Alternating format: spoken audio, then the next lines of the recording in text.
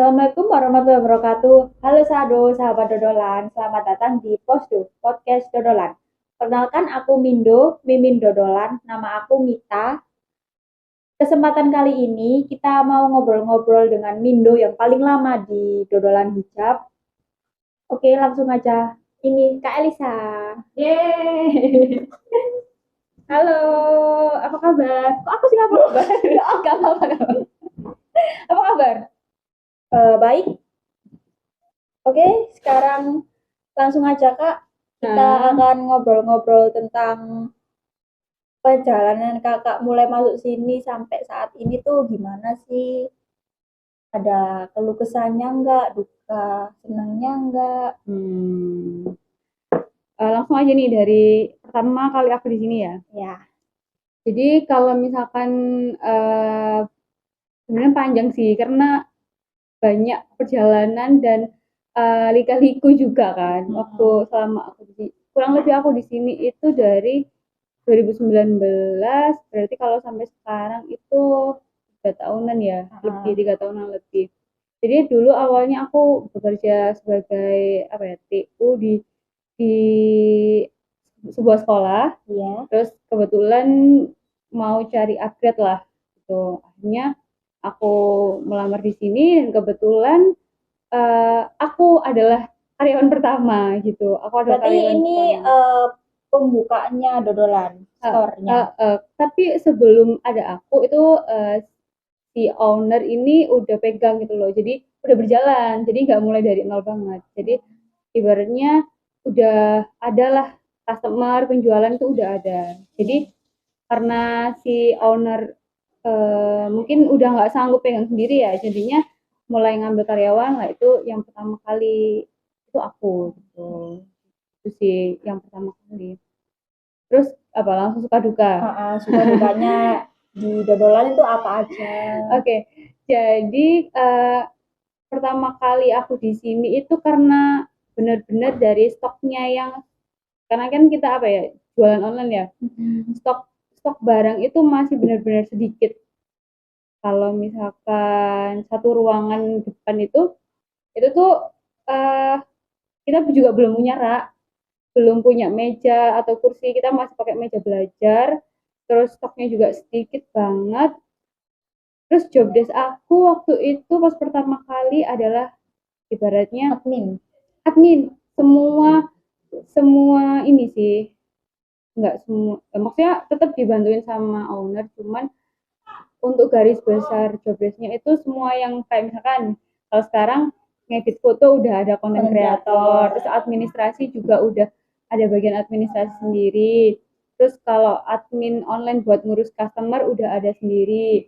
Nah kalau dulu tuh itu semua itu aku cuman nggak sedetail sekarang. Kalau sekarang kan udah bener-bener kita bener-bener rapi. Kalau dulu tuh ya sekedar pembukuan, sekedar masukin penjualan aja. Kalau bagian administrasi ya, terus edit foto itu cuman kayak apa ya, kalau di hijab itu kan ada warna-warna foto aja. Iya, jadi kayak aku cuma ngasih nomor terus nyilang kayak gitu-gitu. Terus kalau customer dulu tuh belum punya printer juga, jadi nulis dari resi, dari pengiriman tuh benar-benar kita masih manual banget gitu.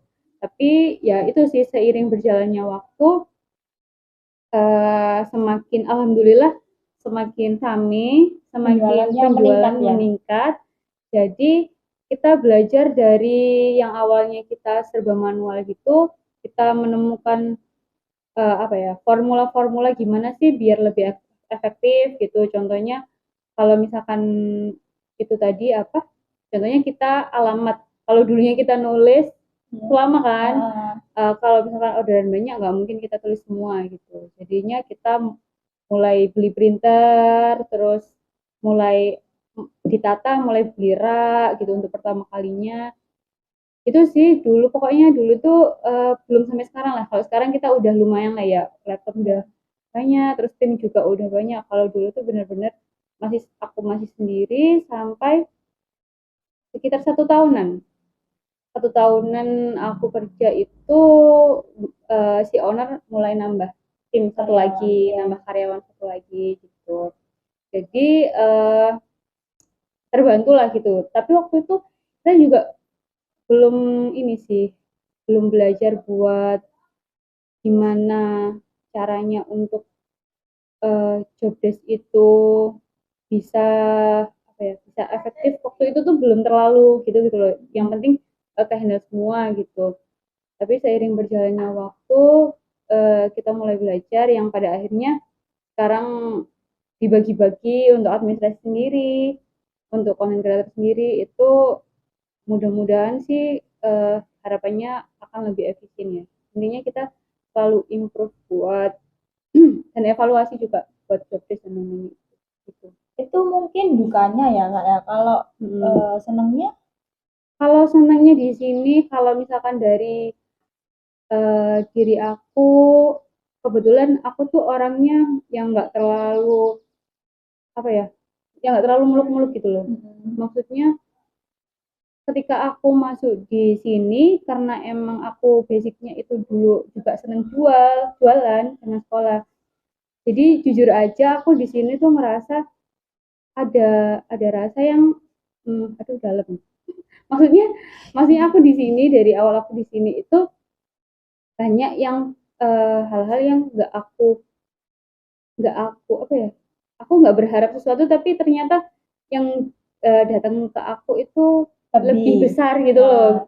Terus juga karena aku suka jualan jadi di sini itu aku merasa kayak aku jualan punya aku sendiri loh, udah nggak sih? Iya. Jadi aku merasa memiliki, dalam arti memiliki, ikut kalau misalkan ada ruginya atau ada jatuhnya itu aku bener-bener juga ikut kepikiran, ikut sedih gitu. Tapi dari situ senangnya juga aku banyak belajar sih, banyak belajar. Alhamdulillahnya kalau misalkan di sini dikasih akses buat apa, buat belajar yang sebelumnya aku nggak tahu itu, kayak administrasi. Basicnya aku bukan bukan sekolah admin bahkan gitu. Terus aku ditugaskan di bidang admin, which is mau nggak mau kan aku harus harus belajar. Nah itu mungkin kalau misalkan dilihat dari sisi kalau misalkan aku ngelihat dari sisi negatifnya mungkin alah aku loh kan basic ke situ kok aku ngomong iki sih gitu ya. Tapi ketika lihat positifnya aku tuh merasa kayak beruntung juga sih, maksudnya dikasih wadah, ibaratnya dikasih wadah untuk belajar kayak gitu di berbagai bidang lah. Kalau kalau dari aku ya, karena mungkin aku yang lebih lama ya, jadi berbagai bidang kayak penjualan aku juga belajar, dari administrasi belajar, untuk konten juga aku pernah belajar, untuk foto produk itu juga pernah belajar. Jadi seneng kalau misalkan keluar keluar maksudnya di dunia luar, ketika ngobrol sama teman, ketika sharing-sharing sama teman, merasa punya value, punya pengalaman, punya apa ya, ada yang dibanggain gitu loh. Oh aku lo iso itu gitu, pernah gitu. Jadi nggak terlalu awam-awam banget gitu. Itu sih. Ini kakaknya cuma kerja atau kayak nempuh pendidikan atau gimana? Kalau misalkan aku kebetulan aku sambil sama kuliah. Alhamdulillah sekarang udah selesai gitu. Jadi waktu aku masuk ke sini, waktu itu aku masih semester 2 masuk semester 3. Terus sampai akhirnya sekarang aku udah menyelesaikan juga. Itu sebuah senang banget sih, maksudnya mungkin tanpa wadah ini aku juga belum tahu apakah aku bisa sampai menyelesaikan pendidikanku atau enggak. Merasa itu enggak kayak kewalahan atau gimana? Kalau kewalahan itu pasti ya, namanya juga bekerja ya, sama bekerja apalagi sama kuliah ya. Kerjaan pun juga nggak selalu mulus ya kan, walaupun aku ibaratnya kalau misalkan dibandingin teman-teman aku udah lebih dulu gitu, tapi nggak menjamin pekerjaanku juga mulus-mulus aja gitu, pasti ada up and down-nya gitu. Kalau misalkan yang aku rasain yang paling banget down-downnya itu ketika skripsi, KKN, magang jadi satu, dan itu season pas high season untuk akhir tahun kan kalau kita online rame-ramenya. Nah, itu sih. Itu yang waktu itu bikin aku kayak ya Allah, bener-bener setiap hari hampir setiap hari nangis. Tapi ya bisa dibikin cerita kan ya. Maksudnya namanya juga perjuangan ya. Itu sih yang paling terasa banget. Kalau hari-hari biasa, alhamdulillah sih aku nggak terlalu sih kalau hari-hari biasa. Tapi kalau cara nyikapi atau nikmatin waktunya itu gimana? Kebetulan aku di sini dari awal sampai saat ini masih sistem kerjanya masih normal ya, maksudnya nggak ada shift, terus hari hari kerja normal gitu. Kalau misalkan dan kebetulan kuliahku juga masuk malam, jadinya nggak mengganggu lah. Mungkin telat telat dikit gitu. Oh, Kalau jadi misalkan kuliah malam, paginya kerja. ya kebetulan juga beberapa semester terakhir kan pas COVID tuh jadi online, jadi malah lebih mudah sih sebenarnya. Lebih banyak waktunya. Lebih banyak waktu, nggak harus ke kampus gitu. Oke Kak, kita balik lagi ke pembahasan dodolan ya. Gimana sih lingkungan kerja di Dodolan Store itu? Kalau lingkungan kerja, aku cerita aja ya. Jadi namanya juga kita sebuah perusahaan, sebuah apa ya, yang kita benar-benar berangkat dari nol banget ya. Jadi aku di sini tuh nggak langsung yang udah tersusun benar-benar rapi, kamu harus gini, kamu harus gitu, enggak. Jadi kita tuh dulu awalnya menggunakan sistem kekeluargaan. Maksudnya gimana? Sistem kekeluargaan itu kita benar-benar masih kompromi lah, banyak komprominya sama apa ya, aku kalau bahas nyebut kita itu nggak enak. Maksudnya si perusahaan si Dodolan ini masih banyak komprominya sama karyawan-karyawan gitu. Maksudnya kayak lebih dikeluargain aja, belum ada yang kayak sekarang surat menyurat yang benar-benar resmi kayak gitu tuh dulu nggak ada, karena berangkatnya si owner itu maunya kekeluargaan gitu. Jadi kalau apa-apa di bisa kita kompromikan gitu, awalnya gitu. Tapi setelah berjalannya waktu uh, ternyata hal itu membuat lingkungan juga nggak bagus. Terus beberapa anak itu menyepelekan juga gitu, jadinya kita mulai rombak itu tadi. Karena apa ya, kalau misalkan kita tetap berpegang pada itu, kita nggak akan maju, pasti masalah kita tetap di SDM gitu. Karena ya namanya banyak kepala ya, banyak kepala, beda pemikiran, terus karena mereka nganggapnya kekeluargaan, jadinya jatuhnya malah kayak halah gitu loh. Jadinya jatuhnya kayak gitu. Makanya kita belajar dari kesalahan itu, kita belajar dari pengalaman itu, kita sekarang mulai mendisiplinkan. Awalnya tuh nggak tega, maksudnya yang dari awalnya kita kekeluargaan bisa kompromi, terus kita ya nggak saklek juga sebenarnya, cuman disiplin benar-benar kalau kamu nggak bisa ya punishmentnya apa, benar-benar kayak gitu. Jadi itu awal-awal itu berat karena berangkat dari kekeluargaan terus dibikin kayak gitu, kita tuh ada kasihannya, ada nggak enaknya gitu. Cuman lama kelamaan ya emang harus dibikin kayak gitu. Jadi untuk saat ini sih yang dengan tim yang baru, dengan suasana yang baru, dengan pembiasaan habit yang baru juga, itu menurut aku malah menjadikan lebih kekeluargaan sih. Maksudnya lebih sama-sama enak karena sama-sama tahu eh, apa peraturannya, sama-sama tahu gimana sih harusnya bekerja, aturannya gimana sih di Dodolan, itu sama-sama tahu, akhirnya lebih bisa tanggung jawab sama dirinya masing-masing. Jadi lebih kayak disiplin aja Lebih ya. disiplin, jadi nggak ada tuh yang namanya salah paling nggak apa-apa, nggak ada yang kayak gitu lagi. Kalau secara ownernya gimana?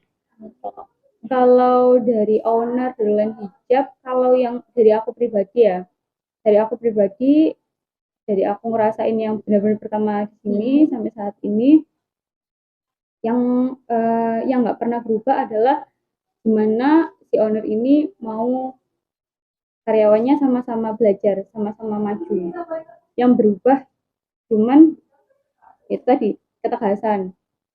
Yang awalnya benar-benar si owner nganggep karyawan-karyawannya adik, keluarga, sekarang tetap dianggap adik, cuman ya tahu di mana posisinya, tahu di mana mana pekerjaan, mana yang bukan, kayak gitu. Terus alhamdulillahnya aku bersyukur dipertemukan dengan orang yang baik kayak gitu, banyak secara nggak langsung ya, secara nggak langsung banyak membantu aku untuk mencapai beberapa tujuan sama belajar, yaitu sih banyak belajar karena benar-benar nggak pelit ilmu, sering sharing juga, jadinya membawa aku untuk nggak malas belajar juga. Ya itu tadi mungkin secara nggak langsung orangnya ngasih aku tugas untuk bikin apa yang sebelumnya aku nggak pernah bikin. Secara nggak langsung aku belajar, terus akhirnya aku punya pengalaman di situ. Jadi dari nggak tahu jadi tahu nah, ya. Jadi kayak gitu. Jadi mungkin kalau dilihat dari negatifnya ya kali kayak aduh kemana sih gitu. Cuman kalau misalnya positifnya ya itu banyak sebenarnya pengalaman yang aku dapat itu pengalaman yang berharga banget yang belum tentu aku dapetin di tempat lain gitu. Kalau di sini kan banyak divisi, kayak divisi content creator, admin, itu orang-orangnya kayak gimana sih? Nah, aku alhamdulillahnya aku bersyukurnya untuk divisi yang saat ini dibentuk. Aku bersyukurnya kalau sampai saat ini ya, belum melihat yang toksik sih. Aku belum melihat yang terlalu ingin mencolok di antara yang lain, terus terlalu apa ya? Terlalu karena beberapa saat sebelumnya ya adalah kita namanya juga orang senior kan, gitu. Bukan senior sih, aku nggak pernah nganggap senior gitu, cuman kita belajar banyak sekali karakter orang. Maksudnya yang menemui karakter-karakter baru. Menemui karakter-karakter baru yang alhamdulillah aku bersyukurnya membuat lingkungan kerja saat ini itu menjadi lebih apa ya, berwarna kali ya, tapi kayak kordo alay ya, berwarna gitu. Ya intinya lebih hangat gitu. Kalau sebelumnya agak ada problem-problem, tapi kalau saat ini aku lihatnya bisa lebih hangat, terus bisa lebih menyadari posisi dan memang kalau misalkan salah ya salah gitu. Kalau misalkan memang apa kalau misalkan salah ya salah, terus tahu posisi lah gitu lah intinya gitu. Jadi aku lebih senang, lebih apa ya, respect walaupun mereka juga masih adik-adik gitu ya, masih adik-adik tapi masih kayak sumuran adik aku, tapi aku senangnya itu, bersyukur. Ini kan kakaknya paling lama di Dodolan. Cara nyikapi rekan kerja yang kayak susah dibilangi itu gimana sih? Ngadepi rekan yang susah dibilangi, kalau misalkan dari aku adalah orang yang gak terlalu banyak omong.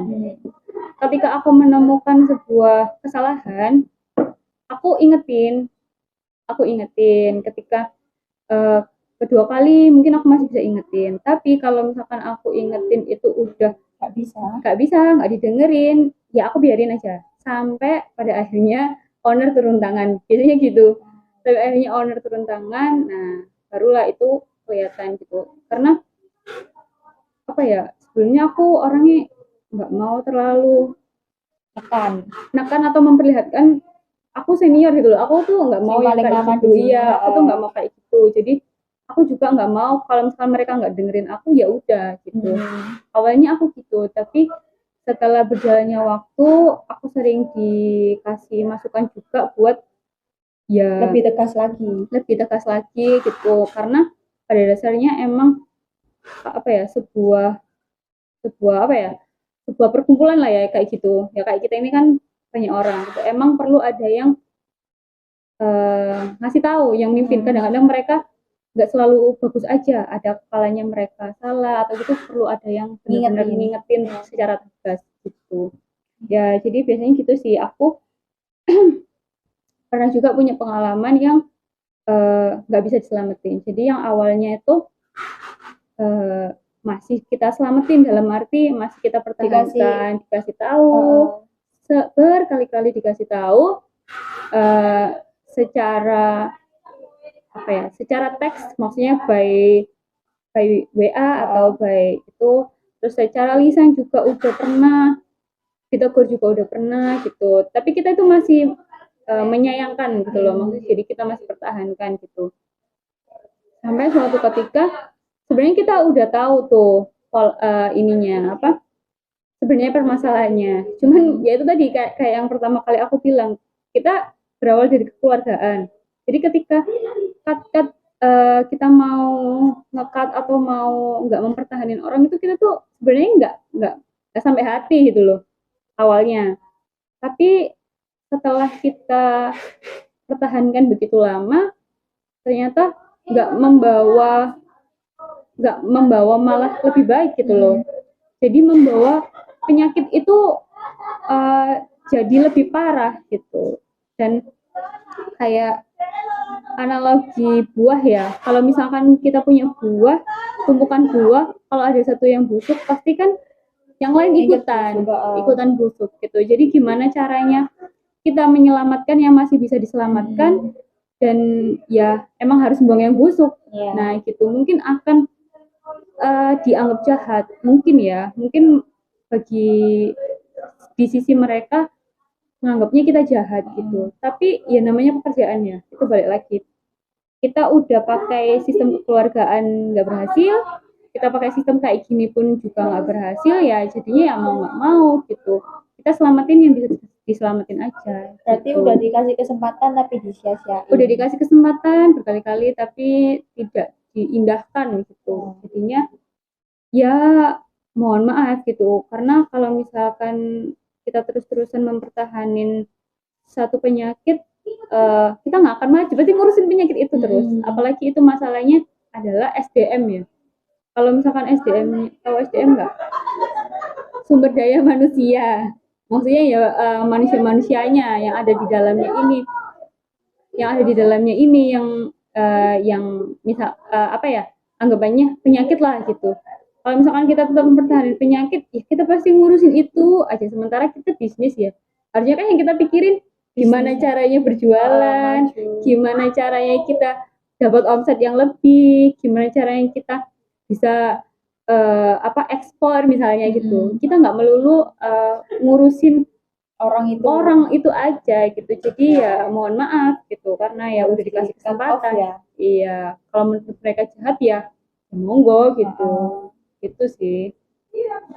Oke Kak, mungkin sampai sini aja. Terima kasih udah sharing-sharing di kami.